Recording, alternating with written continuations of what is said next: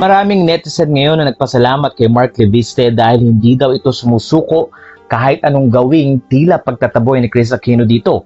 Kaya naman ayon sa isang netizen, swerte mo kasi kay Mark Leviste na kahit ilang beses mong baliwalain, nandyan pa rin siya para paligayahin ka lang sa effort na ginawa niya para sa'yo. Madalas si Chinita Princess, malaking bagay yung wag mo pong ipagtabuyan ang taong totoong nagmamahal at nagpapahalaga sa'yo.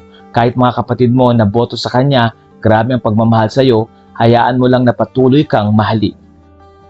Samantala, tila ilang mga netizen naman ang humingi ng paumanhin kay Mark Leviste dahil ayon sa kanila, in-unfollow daw nila ito nang magkaroon nga ng revelasyon si Chris Aquino.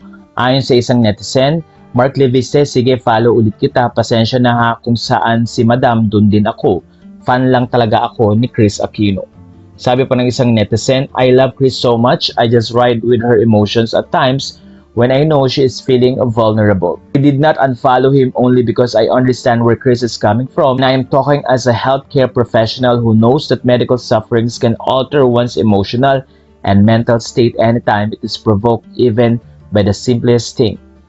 ML does not need to be extra judicious in what he shares with the public as it is open to be negative interpretations.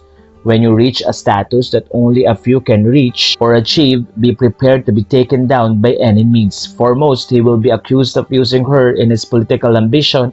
I don't judge him. I know who and what is good for Chris, and God knows better. I leave the judgment and outcome of this relationship to God. You, I, and other Chris supporters have an idea who they are based on their commentaries. Who love her unconditionally will need to just pray diligently for her full recovery.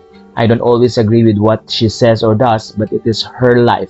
Accountability belongs to her. Sa puntong ito ay maraming netizen ang nagsasabing patuloy nilang susuportahan si Mark Leviste dahil na rin sa pagiging consistent nito at makikitang pagmamahal talaga na ipinapakita niya at ramdam din kahit ng mga netizen.